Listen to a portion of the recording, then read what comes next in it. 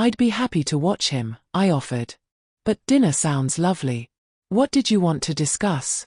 Everything, she said vaguely. The house, Lucas's future, how we move forward from here.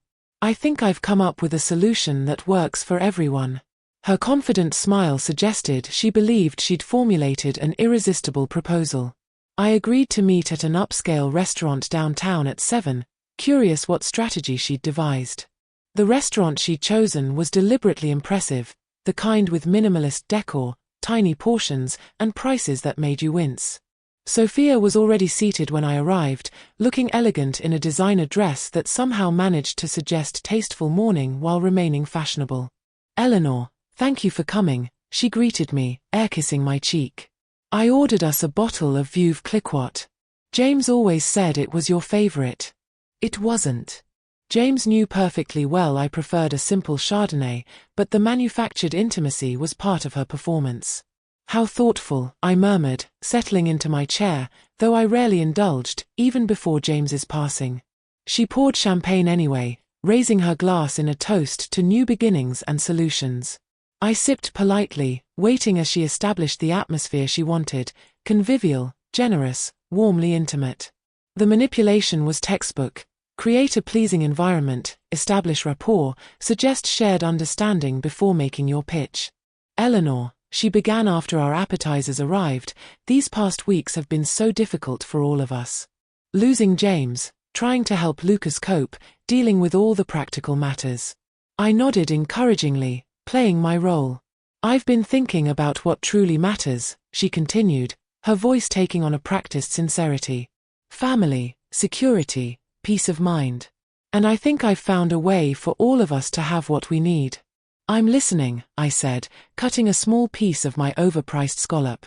You and I both know James's will has created complications. She delicately sipped her champagne. The house, the vehicles, the accounts. It's all rather awkward, isn't it? Not at all what James would have wanted if he'd been thinking clearly. I remained silent, letting her continue her pitch uninterrupted.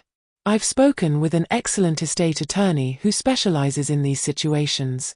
He believes we could easily contest the will based on James's mental state in those final months, the stress he was under, the medications for his previous heart condition.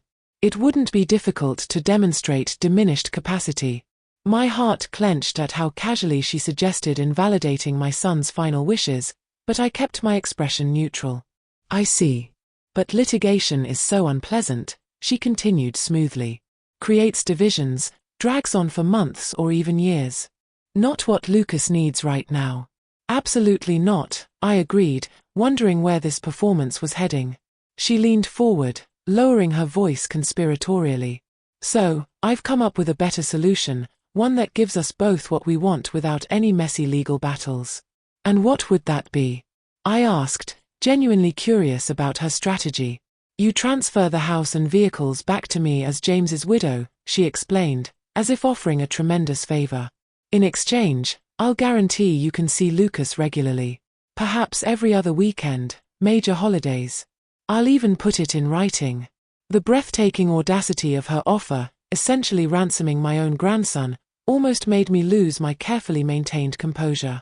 She was proposing I surrender everything James had legally left me in exchange for permission to see Lucas, rights I already had as his grandmother. That's quite a proposition, I managed, taking another sip of champagne to hide my reaction. I know, it's so generous, she agreed, misinterpreting my hesitation as consideration. Most women in my position would fight for everything, but I value your relationship with Lucas. And frankly, I could use the help occasionally. Occasionally, I echoed, picking up on the telling word choice. Well, single motherhood is demanding, she sighed dramatically. And I do have my career to consider. Plus, Richard and she stopped herself, recalibrating. That is, I'll eventually want to rebuild my personal life. Having guaranteed child care arrangements would be tremendously helpful. There it was, the real motivation. Not Lucas's well-being, but convenient child care arrangements that would allow her to pursue her relationship with Richard unencumbered. What about Lucas's trust fund? I asked innocently. Would that remain as James arranged it? A flash of irritation crossed her features before she smiled again. That's unnecessarily complicated, too. As his mother, I should have control over his educational expenses. Children's needs change, require flexibility. They certainly do, I agreed, thinking of all the ways Lucas's needs had been ignored in recent weeks.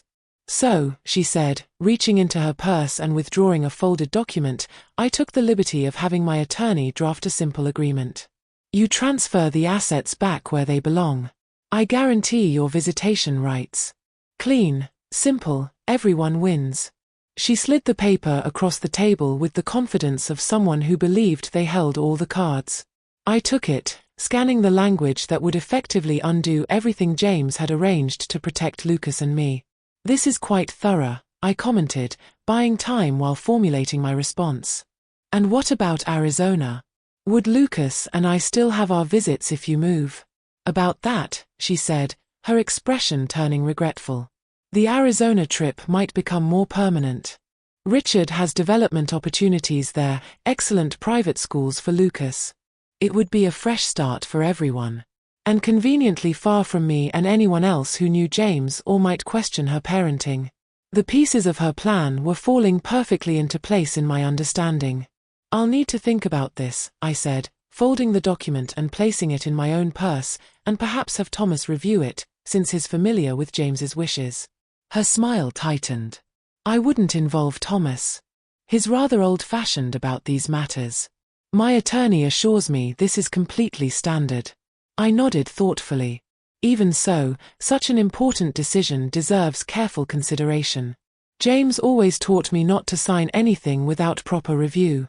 She couldn't argue with invoking James's advice without seeming disrespectful, so she merely smiled and signaled for the check. Of course, take a few days. But Eleanor, she added, her voice taking on a subtle edge, this really is the best solution for everyone. Fighting me on this would only hurt Lucas in the long run. The thinly veiled threat hung between us as she paid for our expensive meal with what I suspected was James's credit card. I maintained my mask of thoughtful consideration, thanking her for dinner and promising to give her proposal the attention it deserved. As I drove home, my hands finally allowed themselves to shake on the steering wheel. The audacity, the manipulation, the casual way she planned to separate Lucas from his remaining connections to James, it all confirmed what I'd been documenting for weeks. I called Thomas from my car. She's planning to take Lucas to Arizona permanently, I said without preamble, and she's offered me a devil's bargain to get the house and accounts. Perfect, Thomas replied, surprising me. This is exactly what we needed. Bring the document to my office first thing tomorrow. It's time to move to the next phase. Over an expensive dinner, Sophia reveals her true colors, offering me a devil's bargain. Surrender everything James left me in exchange for permission to see my own grandson. Her plan to move Lucas to Arizona with her lover shows how completely she intends to erase James from their lives. Little does she know, her transparent manipulation has handed us exactly the evidence we need. Thomas's cryptic response suggests the game is about to change, and Sophia has no idea what's coming. She actually put it in writing. I can hardly believe it. Thomas Bennett shook his head in amazement as he reviewed the document Sophia had given me. We sat in his office early the next morning, coffee growing cold as we dissected her proposition. This is essentially a confession, he continued, highlighting sections with a yellow marker. She's explicitly stating she'll allow you to see Lucas only if you transfer assets to her that are legally yours. That's textbook coercion. And this part about Arizona, I pointed to the clause mentioning reasonable visitation regardless of primary residence's location, establishes premeditation for removing Lucas from his support system and familiar environment during grief. Thomas added another yellow highlight. Combined with the evidence we've gathered of her parenting patterns, this creates a compelling narrative. I leaned back in my chair, processing the implications. So, what happens now? Thomas set down his marker, expression turning serious. It's time to execute the contingency plan James put in place. He hoped it wouldn't be necessary, but he prepared for this exact scenario. From his desk drawer, Thomas withdrew a sealed envelope marked Emergency Protocol in James's handwriting. My heart constricted at the sight of my son's familiar script. James left detailed instructions about when and how to proceed if Sophia's behavior threatened Lucas's well-being or attempted to separate him from you. Thomas opened the envelope carefully. The key component is a petition for emergency custody modification. Custody modification, I repeated, stunned. James wanted me to seek custody of Lucas. Temporary custody initially, Thomas clarified. Based on documented evidence of parental neglect and the child's best interests during grief, James believed, and I concur, that a judge would likely award you temporary guardianship while a more permanent arrangement is determined. My hands trembled slightly. The responsibility James had entrusted to me was enormous, not just documenting Sophia's behavior, but potentially taking over Lucas's primary care. I'm 65, Thomas. Would a court really consider me as a guardian over Lucas's mother? Age isn't disqualifying, especially given your demonstrated involvement in his life. And remember, we're not alleging Sophia is an unfit mother in the traditional sense. We're demonstrating that her current priorities and choices are detrimental to Lucas's emotional well-being during a critical period of grief and adjustment.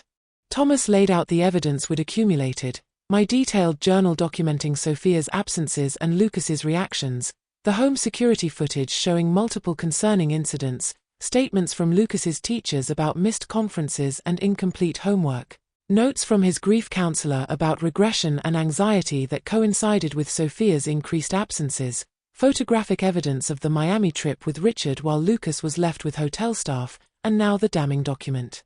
Proposing to use Lucas as leverage. We'll need one more piece, Thomas explained. A neutral third-party evaluation of Lucas's home environment and emotional state.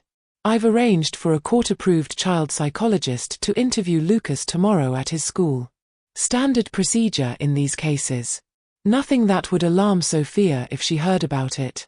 The methodical way James had prepared for this contingency, right down to identifying appropriate psychological evaluators, broke my heart all over again. How long had he been concerned about Sophia's parenting? How much had he witnessed before deciding such drastic measures might be necessary? When would we file the petition? I asked, trying to focus on practical matters rather than my swirling emotions. Immediately after receiving the psychologist's report, assuming it supports our position. Likely within 48 hours. Thomas's expression softened slightly. Eleanor, are you prepared for what comes next?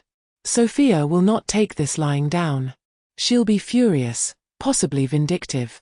I thought of Lucas's small face when he returned from Miami, the way he'd confided that his mother had left him with strangers overnight, how he'd clutched his father's photo while trying not to cry. I thought of James, who had foreseen this situation and trusted me to protect his son when he no longer could. I'm prepared, I said firmly. What's our next step? Maintain your current approach with Sophia. Don't let on that anything has changed. If she presses for an answer about her proposition, tell her you're still considering it and have questions about some details. Thomas began organizing documents into a legal folder. Meanwhile, I'll prepare the emergency petition and coordinate with the psychologist. As I left Thomas's office, my phone buzzed with a text from Sophia. Need your answer by tomorrow. Arizona arrangements pending. Important opportunity for Lucas's future. The transparent attempt to create artificial urgency only strengthened my resolve. I typed a carefully calibrated response, still reviewing. Have some questions about the visitation schedule. Can we discuss tomorrow evening? Her reply came immediately, fine. 7 p.m. at the house. We'll have Richard's attorney present to answer any concerns. Richard's attorney, not James's, not a neutral party, not even her own independent counsel. Another telling detail for our documentation. I spent the afternoon with Lucas after school, helping with homework and listening as he reluctantly described an incident that morning when Sophia had forgotten to pack his lunch, then berated him for calling to remind her because she was in an important meeting. I recorded these details in my journal immediately after he went upstairs to play, noting his dejected posture and the way he'd minimized his mother's reaction, clearly accustomed to managing her emotions rather than his own. That evening, I received an unexpected call from Thomas. The school psychologist met with Lucas today during lunch, he informed me without preamble. Her preliminary findings are significant. Lucas demonstrated elevated anxiety when discussing his home environment, particular concern about being sent away to Arizona, and clear attachment to you as his primary source of emotional support. Is that enough? I asked, hope rising cautiously. Combined with our other evidence, yes. I'm filing the emergency petition first thing tomorrow morning. The judge I've requested typically rules on these matters within 24 hours. Should I tell Lucas anything? I worried about preparing him for the potential upheaval. Not yet, Thomas advised. Children his age struggle with keeping sensitive information private. For now, maintain normal routines. If the judge rules in our favor, we'll have a child specialist help explain the situation to him appropriately. I slept fitfully that night, torn between hope that Lucas might be protected from Sophia's neglect and anxiety about the conflict that would inevitably erupt. By morning, my resolve had strengthened. This wasn't about my preferences or even about honoring James's wishes anymore. It was about a vulnerable child whose mother was making choices that compounded rather than helped his grief. Thomas called at 10:17 a.m. The petition has been filed. Judge Carlton has scheduled an emergency hearing for tomorrow at 9 a.m. Sophia will be served notice this afternoon. So soon. I hadn't expected things to move so quickly. Judge Carlton takes child welfare cases seriously, especially when there's evidence of potential parental flight risk. Sophia's Arizona plans raised red flags. I thought about my scheduled 7 p.m. meeting with Sophia and Richard's attorney that evening. Should I still meet with Sophia tonight as planned? Absolutely not, Thomas said firmly. Once she's served the court papers, you should have no direct contact except through legal representatives. Go to a hotel tonight if necessary. She'll likely be extremely volatile when she realizes what's happening. What about Lucas? Worry for my grandson overrode all other concerns. The petition includes a provision for Lucas to remain in his current home environment with you present until the hearing. The server will explain that to Sophia. Thomas paused. Eleanor, this is going to get complicated quickly. Are you absolutely certain you're prepared? I thought of James's letter, of his trust in me, of Lucas's increasingly anxious behavior. I've never been more certain of anything in my life. Sophia's manipulative proposition becomes the final evidence we need, triggering James's emergency protocol, a custody petition I never imagined filing. As court proceedings are set in motion, I prepare for the storm that will erupt when Sophia discovers her plans are being challenged. Thomas warns me the battle will be fierce, but my resolve is unshakable. For James, for Lucas, I'll face whatever comes next. Even as I wonder how my grieving grandson will weather this additional upheaval in his young life. You scheming, manipulative witch. Sophia's voice exploded through my phone hours after she'd been served with the emergency custody petition. I held the device away from my ear, her rage so incandescent it seemed to radiate through the speaker. How dare you try to steal my son after everything I've done for you?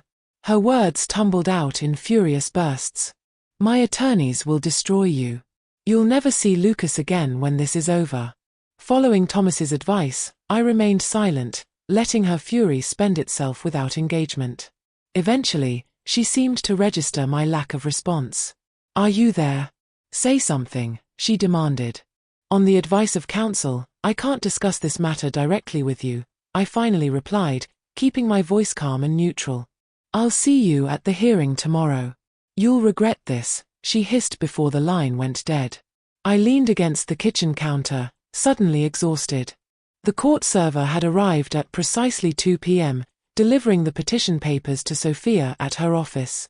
Thomas had arranged for Lucas to be with me after school, sparing him from witnessing his mother's inevitable explosion. Now, as evening approached, I faced the challenge of maintaining normalcy for Lucas while preparing for tomorrow's hearing. He sat at the dining room table, focused on a math worksheet, blissfully unaware of the legal storm gathering around him. "Grandma, can we have spaghetti for dinner?" he asked, looking up from his multiplication problems. "The kind with your special sauce?" "Of course, sweetheart," I replied, grateful for the distraction of ordinary tasks. "Would you like to help me make it?" As we chopped onions and stirred sauce, I studied my grandson's face, searching for signs of additional stress. Sophia had called him earlier, her voice tight but controlled, explaining that she had an unexpected work emergency, and he would stay with me tonight. Lucas had accepted this explanation without question, accustomed to his mother's frequent absences. Mom sounded mad on the phone, he observed suddenly, sprinkling cheese over his portion of spaghetti. Is she mad at me? No, absolutely not, I assured him quickly. Grown-ups sometimes get frustrated about work things. It has nothing to do with you. He nodded, seeming relieved, but not entirely convinced. She said she'd take me to get ice cream tomorrow to make up for missing our dinner, but she forgot last time she promised that. Another small piece of evidence, broken promises becoming so routine that an 8-year-old had learned to expect disappointment. I added mental notes to my documentation while maintaining an encouraging expression. Let's enjoy our dinner tonight, and we'll see what tomorrow brings, I suggested gently. I couldn't bring myself to make promises about tomorrow when I knew how completely our lives might change after the hearing. After putting Lucas to bed with extra stories and reassurance, I called Thomas for final preparation. How's Lucas? He asked immediately. Managing, I replied. Unaware of what's happening, as far as I can tell. Sophia called him briefly, but kept her composure. Good. Children are perceptive, but there's no need for him to shoulder adult concerns. Thomas's voice took on its professional tone. For tomorrow, I've prepared a summary document of all evidence for Judge Carlton. The psychological evaluation came back strongly supportive of our position. What should I expect at the hearing? I asked, trying to prepare myself mentally. Judge Carlton runs a tight courtroom. This is a preliminary emergency hearing, so testimony will be limited. You'll likely be asked about your observations of Lucas's well-being and your capacity to provide temporary care. Sophia will have opportunity to respond to the allegations. Will Lucas need to appear? The thought of my grandson being questioned in court made my stomach clench. No. Judge Carlton has reviewed the psychologist's report and specifically excluded Lucas from this initial hearing. If a full custody investigation proceeds, he may eventually speak with Lucas in chambers, but that would be weeks from now. I exhaled in relief. And Richard Harlow, will he be involved? Legally, no standing. Practically, he's paying for Sophia's high-powered attorney, so his influence will be present. Thomas paused. Eleanor, prepare yourself. These hearings can get ugly. Sophia's likely strategy will be to paint you as a grief-deranged, controlling mother-in-law trying to steal her child. I understand, I said, though my heart raced at the thought of public accusations. What matters is Lucas. Exactly. Focus on that tomorrow. No matter what Sophia or her attorney claim, remember why we're doing this. Sleep proved elusive that night. I checked on Lucas repeatedly, watching his peaceful breathing and wondering how tomorrow's decision would affect the rest of his childhood. By morning, I was exhausted but resolute, dressed in a conservative navy suit that Thomas had advised would convey stability and trustworthiness to the court. Why are you dressed up, Grandma? Lucas asked over breakfast, eyeing my unusual formal attire. I have an important meeting, I explained, helping him pack his backpack. Mrs. Wilson from next door will take you to school today, and either Mom or I will pick you up this afternoon. He accepted this with the flexibility of childhood, more concerned about whether his favorite shirt was clean than about the day's unusual arrangements. I hugged him extra tight at Mrs. Wilson's door, wishing I could shield him from the uncertainty ahead. The courthouse was imposingly formal, all marble and echoing hallways. Thomas met me at the entrance, his expression professionally composed, but with worry lines visible around his eyes. Sophia is already inside with her attorney, Gerald Winters from Mitchell and Blackwell, one of the most aggressive family law attorneys in the city. I nodded, unsurprised that Richard had secured top legal representation. And our chances? Judge Carlton is fair but cautious. The evidence is compelling, but temporary custody removal is still an extraordinary remedy. Thomas squeezed my arm reassuringly. Remember, this isn't about winning or losing. It's about ensuring Lucas has proper support during a critical time. Inside the courtroom, Sophia sat at a table with a sharp-featured man in an expensive suit. She wore a conservative black dress, hair pulled back in a modest style that contrasted sharply with her usual fashionable appearance. The transformation into grieving, devoted widow and mother was complete, down to the framed photo of James and Lucas she'd placed prominently before her. Her eyes met mine with glacial hatred as I entered before she quickly adjusted her expression to one of wounded confusion, leaning to whisper something to her attorney. The performance had begun. Judge Carlton, a stern-faced woman in her 60s, entered promptly at 9 a.m. Her no-nonsense demeanor suggested little patience for dramatics as she reviewed the file before her. This is an emergency hearing regarding temporary custody modification for minor child Lucas Reynolds, she stated, looking over her reading glasses at both tables. I've reviewed the petition and supporting documentation. Let's proceed efficiently. For the next hour, Thomas presented our case methodically, the documented patterns of neglect, Sophia's increasing absences, the Miami trip incidents, the psychological evaluation, and finally, the damning proposition document showing Sophia's attempt to use Lucas as leverage. Gerald Winters countered with equal efficiency, portraying me as an interfering mother-in-law exploiting a grieving widow's temporary struggles, suggesting my obsessive documentation demonstrated unhealthy fixation, and painting Sophia as a devoted mother temporarily overwhelmed by extraordinary circumstances. Your Honor, Winters concluded smoothly, Mrs. Reynolds has kept her grandson overnight precisely 17 times since her son's death, at Ms. Jensen's request to help during this adjustment period. This doesn't demonstrate neglect. It shows a mother wisely accepting support while processing her grief. The Arizona opportunity represents a fresh start, not abandonment of support systems. When my turn came to speak directly, I focused on Lucas rather than Sophia, describing concrete examples of his anxiety, his academic struggles since James's death, and the stability I'd attempted to provide. Your Honor, I said, meeting the judge's evaluating gaze, I'm not seeking to replace Sophia as Lucas's mother. I'm asking for temporary measures to ensure his needs are prioritized during an exceptionally vulnerable time in his development. The evidence suggests that currently, other priorities are taking precedence over those needs. Judge Carlton asked pointed questions of both sides, her expression revealing nothing of her thoughts. Finally, she announced she would review the evidence in chambers and return with her decision in 1 hour. The 60-minute wait in the courthouse hallway seemed eternal. Sophia and her attorney conferred in hushed tones at one end, while Thomas and I sat silently at the other. When the bailiff finally called us back, my legs felt leaden as I rose to hear the decision that would determine Lucas's immediate future. Judge Carlton wasted no time on preliminaries. Having reviewed all evidence and testimony, I find sufficient cause for emergency intervention in the current custody arrangement, she stated, her voice firm and authoritative. Temporary guardianship of minor child Lucas Reynolds is hereby granted to Eleanor Reynolds for a period of 60 days, during which a full evaluation of the family situation will be conducted by court-appointed specialists. I exhaled shakily as she continued outlining the details. Sophia would have supervised visitation 3 times weekly. Neither party could remove Lucas from the jurisdiction, and a comprehensive family assessment would begin immediately. Across the courtroom, Sophia's composed facade cracked completely, her face contorted with fury as she turned to her attorney, whisper-shouting accusations and demands for appeal. Judge Carlton observed this reaction with a raised eyebrow before adding a final comment. Ms. Jensen, your reaction to this temporary ruling concerns me.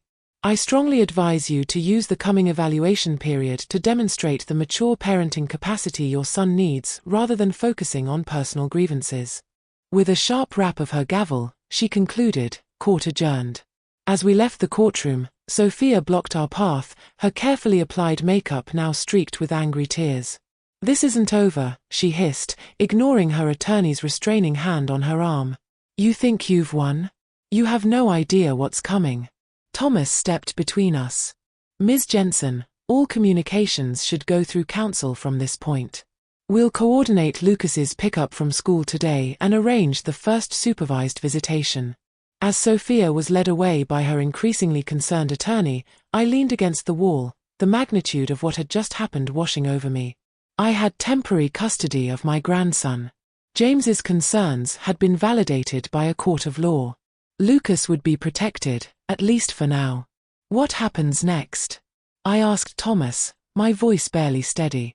We pick up Lucas from school, explain the situation as gently as possible with the help of his counselor, and begin establishing a stable routine. He touched my shoulder supportively. The hard part is just beginning, Eleanor, but for today at least, Lucas is safe. In a tense courtroom showdown, Judge Carlton grants me temporary custody of Lucas.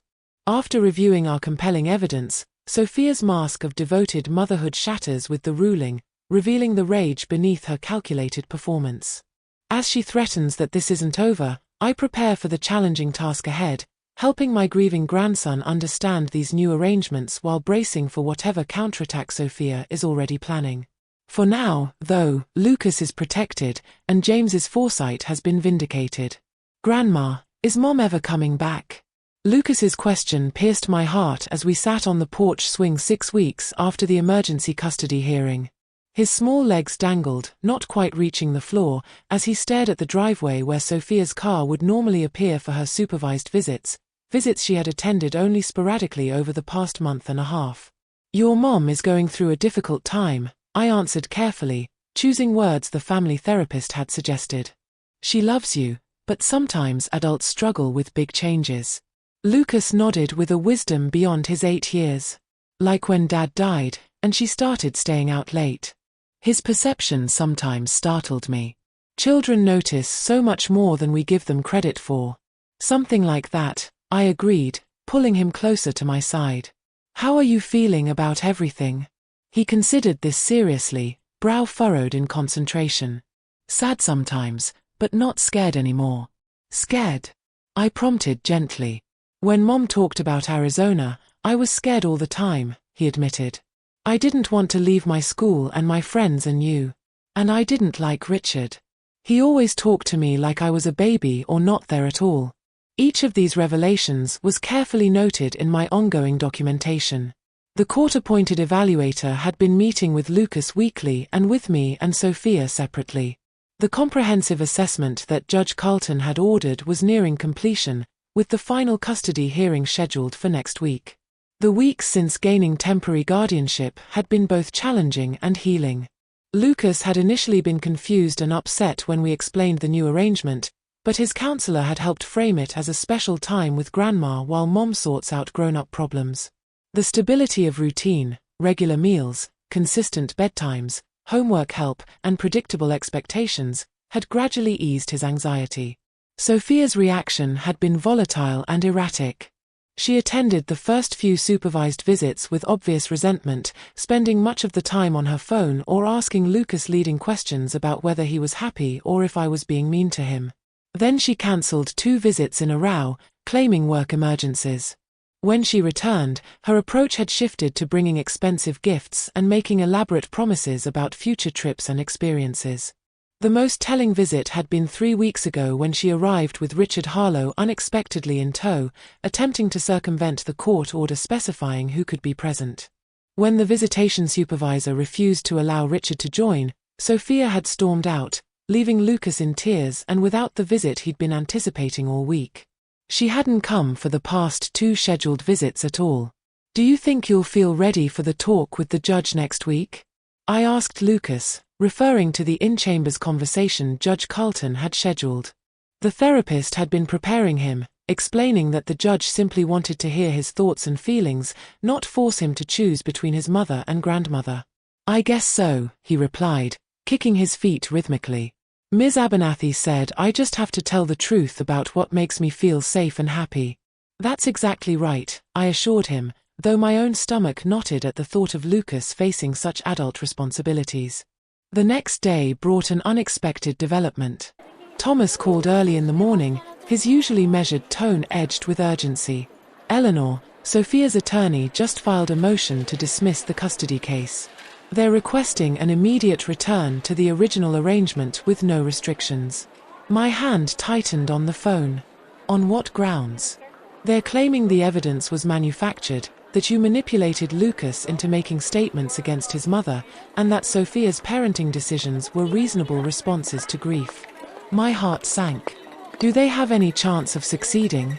Ordinarily, I'd say no. Our documentation is too thorough. The psychological evaluation's too clear. Thomas paused. But there's a complication. Richard Harlow has connections with Judge Blackwell, who's been assigned to hear this motion while Judge Carlton is on medical leave. The implications were clear. Money and influence could potentially override weeks of careful evidence gathering and professional evaluations. What can we do? I asked, trying to keep panic from my voice. I'm filing counter-motions immediately. But Eleanor, there's something else you should know. Our investigator reports that Sophia and Richard have put deposits on property in the Cayman Islands, a jurisdiction with limited enforcement of U.S. custody orders. The threat crystallized with horrifying clarity. If Sophia regained custody, even temporarily, she could potentially take Lucas out of the country to a place where our legal protections would be difficult to enforce. She wouldn't, I began, then stopped myself. Of course, she would. Everything I'd learned about Sophia in these weeks confirmed she viewed Lucas primarily as an accessory to the life she wanted, not as a vulnerable child with his own needs. I'm implementing additional safeguards, Thomas assured me. I've requested an emergency hearing with Judge Carlton upon her return next week. In the meantime, document everything. Any communications from Sophia, any reactions from Lucas, anything unusual at all. That evening, as Lucas worked on a school project about family traditions, my phone chimed with a text from Sophia. We need to talk privately without lawyers. Meet me tomorrow, 2 p.m. at Riverside Park. Come alone or deals off. I showed the message to Thomas immediately, who advised against meeting her without witnesses. This is exactly the kind of end run around proper channels that concerns me, he warned. Against his advice, I arranged to meet Sophia, but not alone. Thomas would be nearby, out of sight but within earshot, and I would record our conversation as permitted by our state's one-party consent laws. The park was nearly empty when I arrived, just a few mothers with toddlers at the distant playground. Sophia sat on a bench overlooking the river, her designer sunglasses hiding her eyes, her posture rigidly composed. "Thank you for coming," she said as I approached, her tone unexpectedly subdued. "I imagine your attack dog lawyer advised against it." "I'm here because any resolution that helps Lucas is worth exploring," I replied neutrally, taking a seat beside her but maintaining distance. Sophia was silent for a long moment, watching the river flow past. When she finally spoke, her voice had lost its usual sharp edge. "I'm dropping the custody case." Of all the things I'd expected her to say, this wasn't among them. "What?" "You heard me." She removed her sunglasses, revealing eyes ringed with uncharacteristic fatigue. "I'm signing over full custody to you. No more court battles. No more supervised visits. No more evaluations and judgments." I studied her face, searching for the manipulation behind this sudden capitulation. "Why?" "Richard and I are moving to Grand Cayman next month. He secured development rights for a major resort property." She spoke matter-of-factly, as if discussing a change in dinner plans rather than abandoning her child. "It's the opportunity of a lifetime. We'll be there at least 3 years establishing the project." "And Lucas?" I asked, though I already knew the answer. She shrugged slightly. "Lucas needs stability, structure, all those things the evaluators keep emphasizing. I can't provide that right now, not with the demands of relocating and launching a major development." The clinical detachment with which she discussed leaving her son, her only child, who had just lost his father, left me momentarily speechless. "So, you're just walking away?" I finally managed. "I prefer to think of it as making the mature, responsible choice." Her tone suggested she expected praise for this decision. "I'm putting Lucas's needs first by recognizing you're better positioned to meet them right now." "Right now," I echoed. "For the foreseeable future," she clarified. "I'll send support payments, of course. Make video calls when possible. Perhaps he could visit during school holidays, eventually." The casual way she outlined transitioning from mother to distant relative made my heart ache for Lucas. Yet, beneath my sadness was profound relief. Lucas would be spared further custody battles, further disappointments, further insecurity about his future. "What do you want from me?" I asked directly, sensing there must be conditions to this offer. A clean break, she replied immediately. No contested hearings, no forensic financial investigations, no further intrusion into my personal affairs. Sign the agreement my lawyer is drafting, and Lucas stays with you while I start fresh. And the house, James's accounts. I wasn't concerned about material assets, but I wanted to understand her complete proposition. Keep them, she said with a dismissive wave. Richard's development will make those look like pocket change.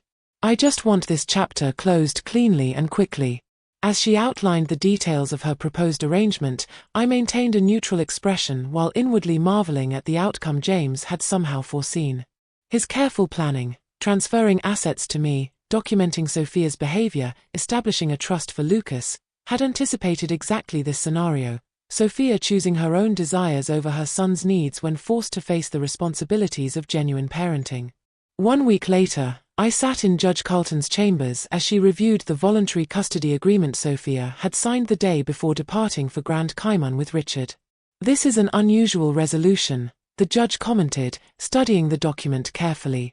Ms. Jensen is surrendering all parental rights except for limited visitation at your discretion. She believes it's in Lucas's best interest while she relocates internationally for an extended period, I explained, using the diplomatic phrasing Thomas had suggested. Judge Carlton's expression suggested she wasn't fooled by this characterization, but she nodded slowly. And you're prepared to assume full legal guardianship of your grandson at your age, Mrs. Reynolds? Without hesitation, I replied firmly. Lucas needs stability, love, and connection to his father's memory. I can provide all three. The judge studied me thoughtfully before signing the final orders. Based on all evidence presented throughout these proceedings, as well as Ms. Jensen's voluntary relinquishment, custody of Lucas Reynolds is hereby granted to Eleanor Reynolds, with arrangements for support payments and limited visitation as outlined in the agreement. Outside the courthouse, with Lucas waiting at home with the kind neighbor who'd helped us throughout this journey, I finally allowed myself to absorb the magnitude of what had happened. I had become, in every meaningful sense, my grandson's parent, a role I had never anticipated at 65, but one I embraced with complete commitment. James would be proud, Thomas said quietly as we walked to our cars. He protected Lucas the only way he could, by entrusting him to you. 6 months later, on a crisp autumn afternoon, Lucas and I planted a memorial garden in the backyard, James's favorite flowers and plants arranged around a small stone bench where we could sit and talk to Dad whenever Lucas felt the need. Do you think Dad knew Mom would leave? Lucas asked as we patted soil around a young rose bush. The question caught me off guard with its perceptiveness.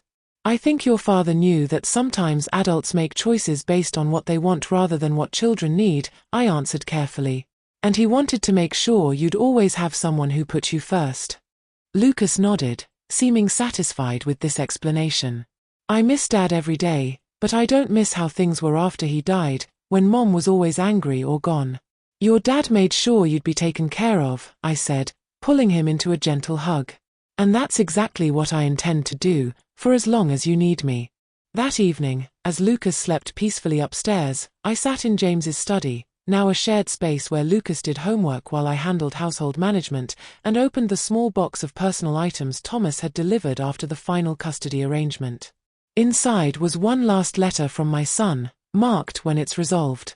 Mom, if you're reading this, you've done what I couldn't, protected Lucas from a situation I saw deteriorating but couldn't fix in time. I watched Sophia's priorities shift, saw her resentment of family responsibilities grow, noticed her increasing absences. When I discovered her relationship with Richard, I realized Lucas would eventually become collateral damage in her pursuit of the life she really wanted. I'm sorry for the burden I placed on you.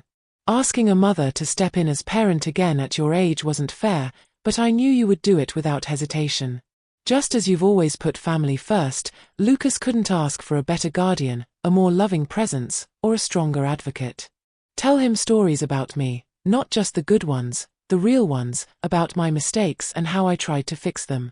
About how sometimes we see the truth too late, but we do the best we can with the time we have. I love you both more than words can express. James. I pressed the letter to my heart, tears flowing freely now that Lucas couldn't see. The journey had been harder than I could have imagined, the grief of losing James compounded by the battles with Sophia, and the challenge of helping Lucas heal from multiple traumas. Yet, as I looked around the home we now shared permanently, at the evidence of a child growing secure and loved, homework spread across the table, soccer cleats by the door, artwork taped proudly to the refrigerator, I knew James had been right to trust me with his most precious legacy. Through his foresight in changing his will, through my careful documentation and strategic patience, through Lucas's remarkable resilience, we had created something beautiful from tragedy, a new family constellation, different than what any of us had expected, but solid and true. Some might call it justice, that Sophia had ultimately chosen freedom over motherhood, revealing precisely the character James had anticipated. But I preferred to think of it as redemption, the chance to honor my son by raising his child with the values he cherished, ensuring that despite everything, love would have the final word in our story. Sophia voluntarily surrenders custody to pursue her new life with Richard in the Cayman Islands. The resolution James somehow foresaw becomes reality, not through bitter court battles, but through Sophia's own choice to prioritize her desires over her son's needs. As Lucas and I build our new life together, I discover one final letter from James, acknowledging the burden he placed on me while expressing complete trust in my ability to give his son the love and stability he deserves. From tragedy has come an unexpected second chance at family, different than any of us imagined, but precious beyond measure. 3 years later, Grandma, I got the lead in the school play. Lucas burst through the front door, his 11-year-old energy filling the house as he dropped his backpack and thrust a script into my hands. 3 years had transformed the quiet, anxious 8-year-old into a confident, thriving middle schooler whose smile now reached his eyes consistently. That's wonderful. I examined the script. Our Town by Thornton Wilder. Playing George Gibbs is a big responsibility. I'm so proud of you. Ms. Larson said Dad played the same role when he was in 8th grade. Did you know that? My heart warmed at his casual reference to James. We'd worked hard to keep his father's memory alive through stories, photos, and the small traditions we maintained. Saturday morning pancakes, summer fishing trips to James's favorite lake, the memory garden we tended together. I certainly did. I still have the program somewhere in the attic boxes. Your father was quite the actor in school. I smiled, remembering teenage James nervously practicing lines in our living room. He'd be thrilled to see you following in his footsteps. Lucas grinned. Then his expression turned more serious. Do you think we should tell Mom about the play? The question didn't surprise me, though Sophia had essentially vanished from Lucas's life after moving to Grand Cayman. Her promised video calls dwindled to rare, awkward birthday messages and eventually stopped altogether. Lucas occasionally still sought connection with her. We can send her an email with the dates, I said carefully. It's entirely up to you. He considered this, then shook his head. Maybe not. She didn't answer when I wrote about winning the science fair, and she's probably still in Asia with Richard anyway. Through infrequent updates from Thomas, who maintained minimal professional contact with Sophia's attorney regarding support payments, we knew she and Richard had married and were now developing resort properties in Thailand. The support checks arrived regularly, the one commitment she maintained, but contained no personal notes or inquiries about Lucas's well-being. Whatever you decide is fine, I assured him, maintaining the balanced approach our family therapist had recommended, acknowledging Sophia's existence without creating false expectations of her return or involvement. I think just you and the Wilsons and Uncle Thomas is enough audience for me, Lucas decided, referring to our neighbors who had become like extended family and to Thomas Bennett, who had transitioned from James's attorney to a cherished uncle figure in Lucas's life. As Lucas bounded upstairs to start homework, I moved to the kitchen to prepare dinner, pausing to adjust the collection of photos on the refrigerator. Lucas winning his karate tournament, building a science project, laughing with friends at his last birthday party, a visual timeline of healing and growth. The journey hadn't always been smooth. The first year after gaining full custody had brought nightmares, academic struggles, and occasional angry outbursts as Lucas processed the effective loss of both parents. There had been challenging questions I'd struggled to answer. Why doesn't Mom want to talk to me anymore? Did I do something wrong to make her leave? If Dad hadn't died, would Mom have stayed? With the help of an excellent child psychologist, we'd navigated these painful waters together. I'd learned to validate his feelings without vilifying Sophia, to help him understand that her choices reflected her limitations, not his worthiness. Now, 3 years later, Lucas had found his footing. His grades were excellent, his circle of friends solid, his emotional resilience remarkable for a child who had experienced such significant losses. The house that had once been James's, then briefly mine, had truly become ours, filled with evidence of our shared life. Lucas's art projects displayed alongside my watercolor attempts, his sports equipment sharing space with my gardening tools, photo albums documenting our camping trips and holiday celebrations. At 68, I had found unexpected vitality in this second round of parenting.